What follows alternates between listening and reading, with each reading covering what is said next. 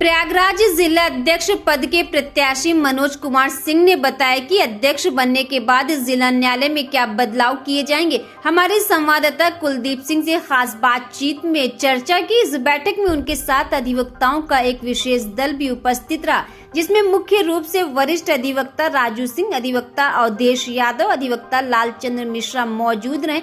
आइए जानते हैं मनोज कौर सिंह ने क्या कुछ कहा। आप देख रहे हैं हमारे साथ है जिला कचहरी के अध्यक्ष पद के प्रत्याशी अधिवक्ता मनोज कुमार सिंह लोकेश जी। जानते हैं कचहरी के व्यवस्थाओं के बारे में, अध्यक्ष पद के प्रत्याशी होने के कारण क्या नया करने वाले हैं इस बार जिला कचहरी में।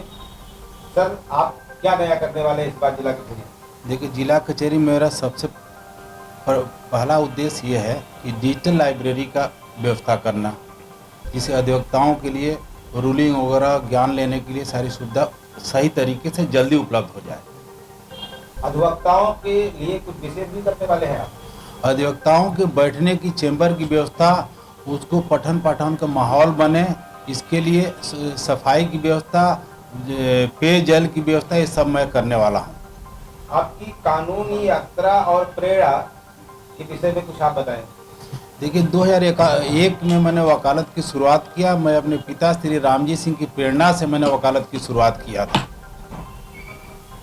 बार की पॉलिटिक्स में आपकी भूमिका और महत्व क्या क्या रहा?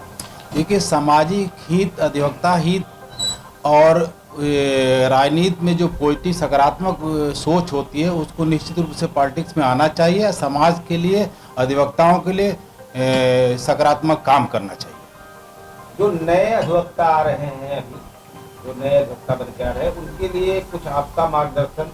नए अधिवक्ताओं को देखिए, अपने पेशे के प्रति गंभीर होना चाहिए, काफ़ी मेहनती होना चाहिए, मेहनत से अपने पेशे को अपनाना चाहिए, जिससे वो आगे बढ़ सके। आपकी तरफ से कोई सहयोग उनके लिए? मेरे लिए से जो भी लीगल एडवाइस की बात आएगी, जो भी लीगल तरीके से जो उनको सलाह देने की बात आएगी, मैं निश्चित रूप से फ्री ऑफ कॉस्ट उनकी मदद करने के लिए तैयार हूँ। इस बार की राजनीति में क्या क्या चुनौतियाँ आपको झेलनी पड़ रही है? बाहर के राजनीति में देखिए, एक सबसे महत्वपूर्ण चुनौती होती है कि जातीय आधार पर सोच लोगों की जो हो जाती है, उससे ऊपर उठकर काम करना चाहिए। जातीय आधार पर सोच नहीं रहना चाहिए कि राजनीति में एक अध्यक्ष प्रत्याशी जो होता है, यदि वो निर्वाचित होता है तो सबका अध्यक्ष होता है, किसी जाति विशेष का अध्यक्ष नहीं होता है। इसलिए जातीय आधार से ऊपर उठकर सोच रखनी चाहिए। आपका बार के पत्र निजी दृष्टिकोण क्या है और भविष्य में आप क्या योजनाएं हमें लाना चाहते हैं? देखिए, बार और बेंच के सामंजस्य करके वकील के हित, अधिवक्ता हित की बात करनी चाहिए। मेरी निजी सोच ये है कि सब सामंजस्य बनाकर काम करना चाहिए। एक सवाल और मैं आपसे करता हूँ, मैं 24 न्यूज़ से सुशांत त्रिपाठी। ये जो अधिवक्ता संघ एक ग्रुप है, एक संगठन बनाते हैं, तो इनका जो उद्देश्य होता है कि समस्याओं का समाधान करना है कि समस्याओं को और विकराल रूप से समाज में पेश करना? नहीं, समाज में विकराल रूप से पेश करना कतई उद्देश्य नहीं होता है। लोकतांत्रिक प्रक्रिया के तहत एक संगठन है हमारा, और उसी लोकतांत्रिक प्रक्रिया के तहत हमें अपना काम करना चाहिए। अभी आपके जो है अधिवक्ता है, जो स्वर्गीय हो गए अखिलेश शुक्ला फलोदी के, जी, एक मामले में उनको कष्ट हुआ और वो अरेस्ट हो गए, तो इसको आप किस दृष्टि से देखते हैं? देखिए, गलत हुआ। उन्होंने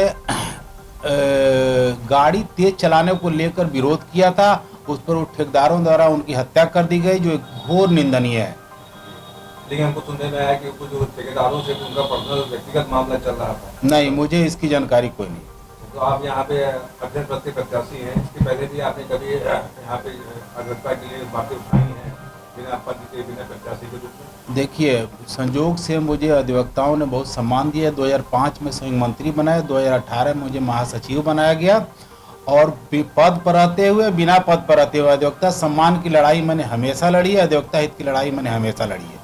जी, तो शासन से आप क्या चाहते हैं कि अधिवक्ता के दिनचर्या में, उसकी रूटीन में ऐसा क्या बदलाव किया जाए? अधिवक्ता एकजुट हो, उनका एक वेतन हो, नए अधिवक्ताओं को, जो नए अधिवक्ता आते हैं, उनके लिए शासन सरकार से मैं ये मांग करता हूँ कि उचित उनको वो दिया जाए, मदद दिया जाए आर्थिक रूप से, और एडवोकेट प्रोटेक्शन एक्ट को लागू किया जाए। जी, आगे मांग करते हैं। जी, आज की कचहरी परिसर में जो सबसे बड़ी समस्या अधिवक्ता की है, वो उनके बैठने के स्थान को लेकर, यानी चैम्बर को लेकर। जी, क्योंकि आधे अधिवक्ताओं को चैम्बर अभी आवंटन नहीं हो पाया। जी। तो आपके क्या अध्यक्ष बनने के बाद इसमें कुछ सुधार होने की गुंजाइश है? देखिए, अध्यक्ष बनने के बाद मैं सरकार से मांग करूंगा कि मल्टी स्टोरी बिल्डिंग बनाकर अधिवक्ताओं को बैठने की व्यवस्था की जाए।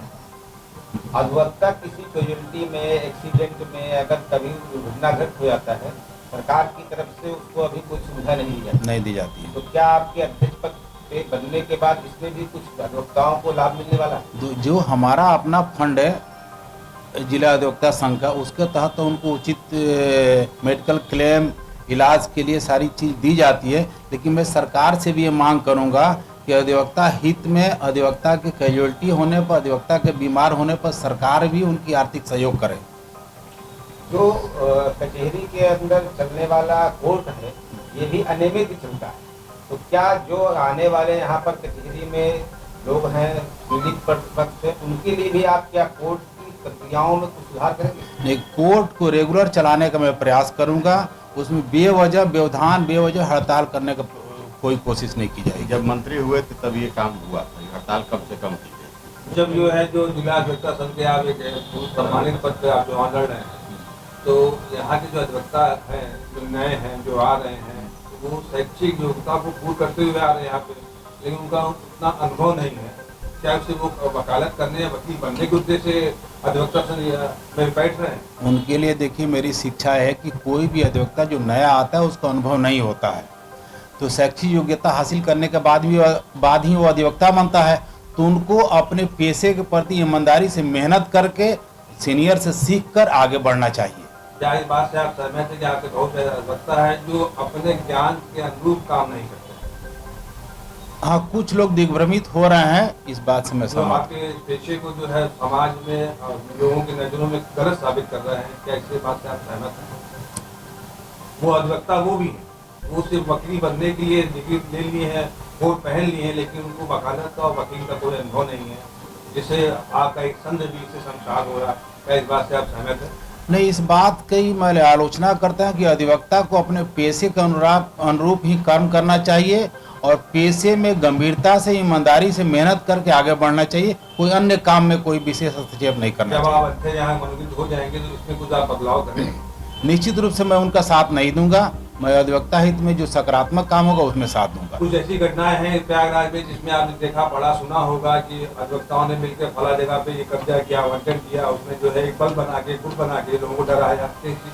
इसमें अधिवक्ताओं को बदनाम भी किया जाता है। अधिवक्ता इस तरीके से नहीं होते हैं, लेकिन कुछ यदि ऐसा, कुछ लोग ऐसा यदि किए हैं तो उसकी मैं आलोचना करता हूँ। क्या उनको आप अध्यक्ष बनने के बाद उनको आप बाकायदा जो है पनिशमेंट देंगे कि उनको बर्खास्त करें? उनको कतई प्रश्रय नहीं दिया जाएगा, उनके खिलाफ कार्रवाई की जाएगी। अभी आपके एक अधिवक्ता है जो जिनको न्यायालय में जज साहब ने खुद ही नोटिस दे दी थी, जो कुछ कारावास में भी थे, उनकी अभद्रता से। तो आप क्या इस बात सहमत हैं? अधिवक्ता इस रास्ते चल रहा है कि नहीं, बातें रखने के उसमें लिए रूप अपना रहा है? उसमें आपको पूरी जानकारी नहीं है, मुझे पूरी जानकारी है। मैं नाम नहीं लेना, मैं आपसे पूछ रहा हूँ, आप भी जान रहे हैं, जो जानकारी मुझे है उसके अनुसार अधिवक्ता ने किसी मकान की एग्रीमेंट कराया था और एग्रीमेंट, रजिस्टर्ड एग्रीमेंट कराने के बाद में उसका मुकदमा लड़ रहा था और उसमें उनको इस तरीके से हरास किया गया। उसके बाद आपस में लड़ाई हुई जिसमें अधिवक्ता जेल गए। उन्होंने गलत बहुत नहीं किया था, लेकिन जज साहब के सामने उन्होंने अभद्रता पेश की थी, बात सहमत है? जज साहब के सामने अभद्र नहीं होना चाहिए किसी अधिवक्ता को, इस बात से मैं सहमत नहीं। सर, एक प्रश्न और है मेरा। कुछ ऐसे लोग हैं जो लॉ की डिग्री लेने के बाद कचहरी परिसर में कभी नहीं आए, ना उनके नाम कभी कोई फाइल हुआ है, यानी केवल नाम का डिग्री लेकर वो अधिवक्ता बन गए हैं। आज के डेट में अधिवक्ताओं को बदनाम करने के सबसे बड़े कारण, क्योंकि वो अधिवक्ता का पद तो पा गए हैं, लेकिन ना तो उनके नाम कहीं कचहरी में कोई फाइलिंग होती है, ना वो कभी कचहरी या हाई कोर्ट आते हैं, तो वो यहाँ के रूल रेगुलेशन को समझते नहीं। उनके बारे में या उनके लिए आप कुछ ऐसा प्रावधान करना चाहेंगे अपने अध्यक्ष बनने के बाद, जो ऐसे लोग हैं समाज में जो अधिवक्ताओं को बदनाम कर रहे हैं, कभी कचहरी नहीं आते हैं, केवल डिग्री लेकर लोगों का हरासमेंट कर रहे हैं, अपनी प्रॉपर्टी या अपने क्रिमिनलपन को बचाए रखने के लिए डिग्री लिया, उनके लिए उनके लिए काउंसिल से बात किया जाएगा। नहीं, उनके लिए मेरा एक उद्देश्य और भी है कि उनको इस तरह के अधिवक्ता को चिन्हित करके बार काउंसिल से शिकायत की जाएगी, हमारे जिला अधिवक्ता की सदस्यता रद्द की जाएगी। तो आप देख सकते थे, ये हमारे साथ थे अध्यक्ष पद के प्रत्याशी श्री अधिवक्ता मनोज कुमार सिंह, जो कि अपनी विचारों को रख रहे थे। क्या परिवर्तन करने वाले हैं, आने वाले समय में कचहरी के अंदर सुविधा क्या देने वाले हैं अपनी तरफ से अधिवक्ताओं को।